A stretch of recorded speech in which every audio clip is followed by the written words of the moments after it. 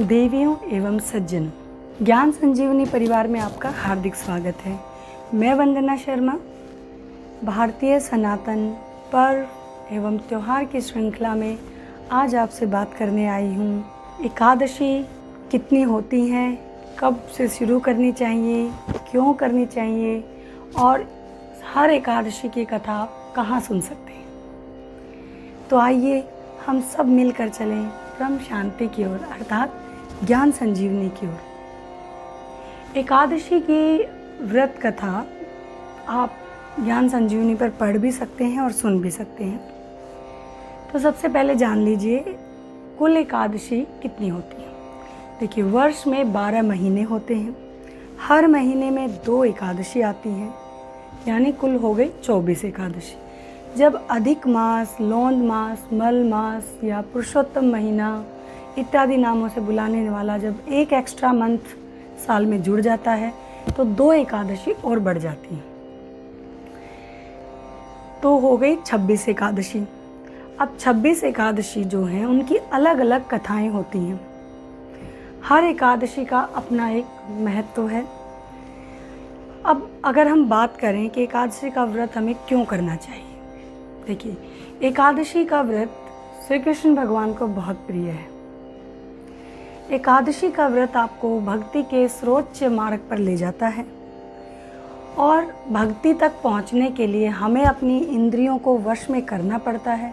उसके लिए उपवास सबसे सरल और अच्छा साधन है।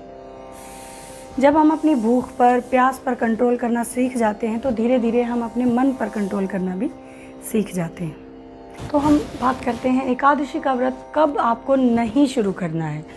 आप मल मास में, पोष मास में और भादो मास में, इन 3 महीनों में जो 2-2 एकादशी आती हैं, इनको छोड़कर आप किसी भी एकादशी में व्रत कर सकते हैं। लेकिन अगर आप बात करें कि हमें सर्वश्रेष्ठ महीना बता दीजिए या सर्वश्रेष्ठ एकादशी बता दीजिए, तो हमारी 4 बड़ी एकादशी हैं। उत्पन्ना एकादशी, निर्जला एकादशी, मोक्षदा एकादशी और आपकी देव उठनी एकादशी। उत्पन्ना एकादशी की अगर हम बात करें तो ये सबसे पहली एकादशी है, जिस दिन एकादशी माता का अवतरण पृथ्वी पर हुआ था। इससे आप अपना व्रत शुरू करें।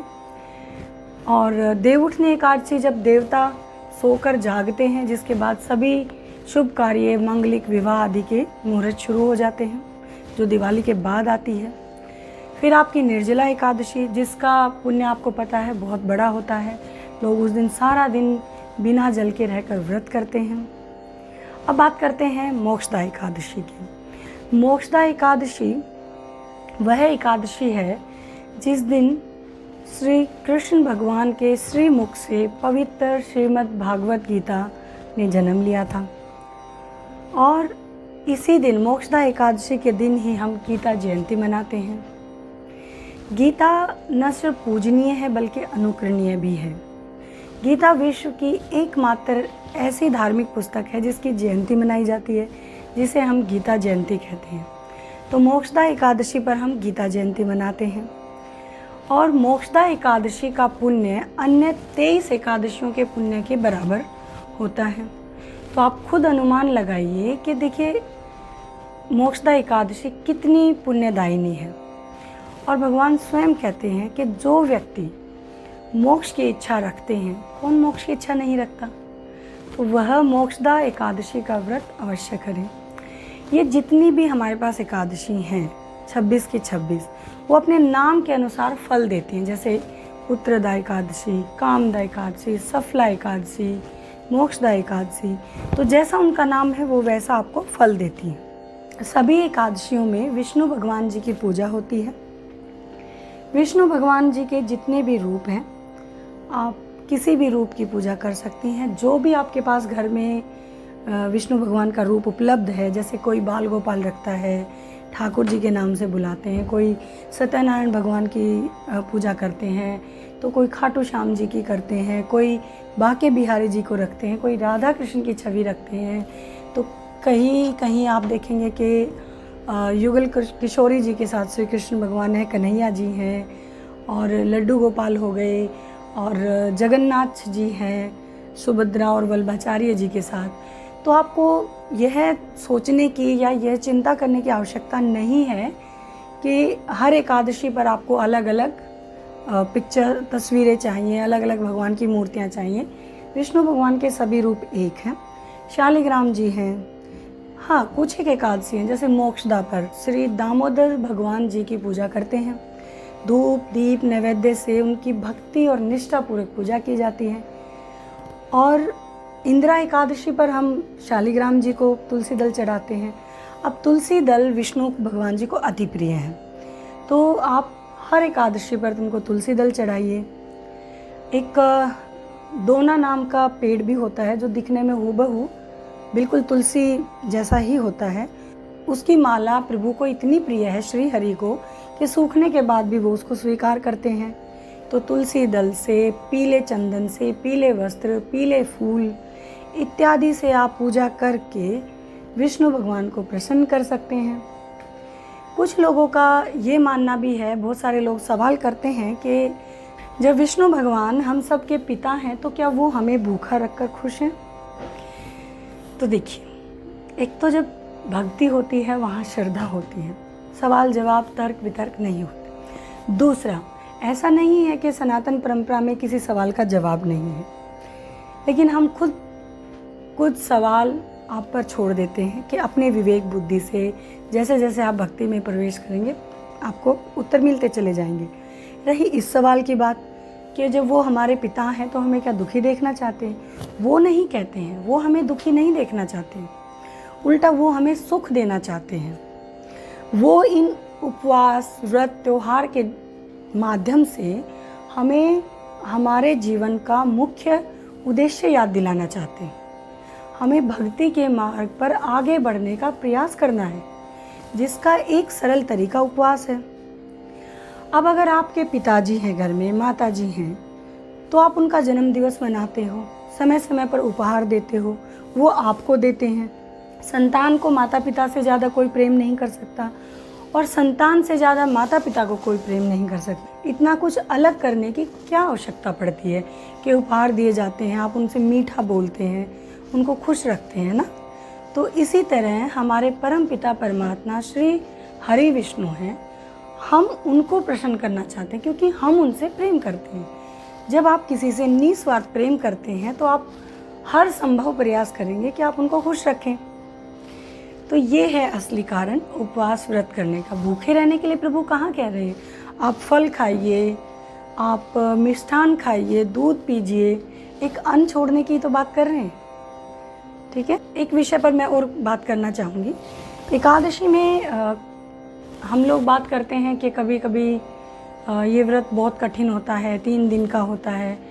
देखिए, इसके पीछे भी एक कारण है। जैसे जो एकादशी का व्रत करते हैं ना, वो 10वीं तिथि को शाम को जब भोजन करते हैं तभी ध्यान देते हैं कि वो चावल ना खाएं, वो कोई प्याज लहसुन गरिष्ठ भोजन ना करें, और हो सके तो 10वीं तिथि को वो एक समय भोजन करते हैं।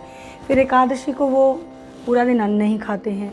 द्वादशी को वो लोग चावल का भोजन ज़रूर बनाते हैं, क्योंकि चावल उस दिन खाने से पुण्य मिलता है।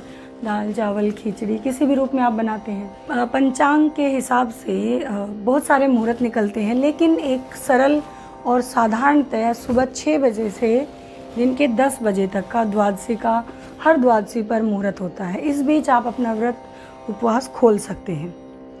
और जैसे कि आपने सुना होगा, बहुत सारे वैज्ञानिक शोध हुए हैं, क्योंकि देखिए हमारी तो ये परंपरा है, हम लोग श्रद्धा रखते हैं, भक्ति पूर्वक करते हैं, लेकिन बहुत सारे ऐसे लोग भी हैं, ऐसे व्यक्ति भी समाज में हैं जो या तो भगवान को मानते नहीं हैं या उनको हर चीज़ पर एक प्रूफ या एक सबूत चाहिए होता है कि ऐसा क्यों होता है। उन लोगों के लिए मैं बता दूं कि वैज्ञानिक बहुत सारे शोध कर रहे हैं, अनुसंधान कर रहे हैं।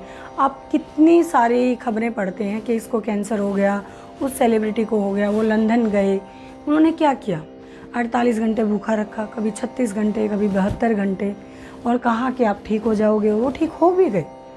तो उपवास क्या है? एक वैज्ञानिक शोध कहता है कि साल में अगर आप 20 दिन का भी अगर उपवास रखते हैं तो आपको कभी कैंसर नहीं हो सकता। तो देखिए, सनातन धर्म में कितने सारे व्रत त्यौहार हैं, ठीक है, एक आदमी सब नहीं करेगा, लेकिन एकादशी को देखिए, अगर हम आज एकादशी की बात कर रहे हैं तो साल में जैसे मैंने बताया 24 एकादशी होती हैं और 3 साल बाद 26 एकादशी आती है। तो एक आध आप भूल भी जाएं, ना कर पाएँ, आप स्वस्थ ना हों, तो भी आप 20 दिन साल में अवश्य ही ऐसे निकाल लेंगे कि आप अन्न नहीं खाएंगे और आप कैंसर जैसी भयंकर बीमारी से बचे रहेंगे। तो किसी भी तरह से आप देख लीजिए, वैज्ञानिक कारण देख लीजिए, श्रद्धा भक्ति देख लीजिए, हर एक तरीके से अपनी इंद्रियों पर कंट्रोल करने से लेकर, आपको बीमारियों से बचाने से लेकर, खुद को जानने समझने का मौका देते हैं ये उपवास। मैं आप लोगों से यही कहना चाहूँगी अंत में, जो श्री कृष्ण भगवान को प्रेम करते हैं, विष्णु भगवान को मानते हैं, उनको बहुत ही निष्ठा और भक्ति से एकादशी का व्रत करना चाहिए। तो देखिए, आपने जैसे कि जाना अभी तक कि एकादशी का व्रत कितना उत्तम है, इससे उत्तम कोई और व्रत नहीं है। भक्ति के सर्वोच्च लक्ष्य तक पहुंचने के लिए सबसे सरल मार्ग एकादशी का उपवास। आइए हम सब मिलकर शुरू करते हैं, जिसके लिए ज्ञान संजीवनी आपके साथ है। ज्ञान संजीवनी की डिजिटल पत्रिका पर, जो ऐप स्टोर से आप डाउनलोड कर सकते हैं या फेसबुक पर पढ़ सकते हैं, आपको सभी एकादशी की कथा लिखी हुई मिलेंगी, आप पढ़ सकते हैं। अगर आप एकादशी की कथा सुनना चाहते हैं तो ज्ञान संजीवनी का यूट्यूब चैनल सब्सक्राइब कर दीजिए। तो इस तरह से आप हर एक एकादशी की अलग अलग कथा, उसका महात्म्य, क्या करना चाहिए क्या नहीं करना चाहिए, सब आपको आसानी से उपलब्ध हो जाएगा। तो फिर देर किस बात की है, इस पवित्र उपवास को करने का मन में संकल्प लीजिए, हमारे साथ भक्ति मार्ग पर अपना एक कदम आगे बढ़ाइए और एकादशी व्रत शुरू कीजिए। ज्ञान संजीवनी परिवार की तरफ से आपका सहृदय धन्यवाद। नमस्कार।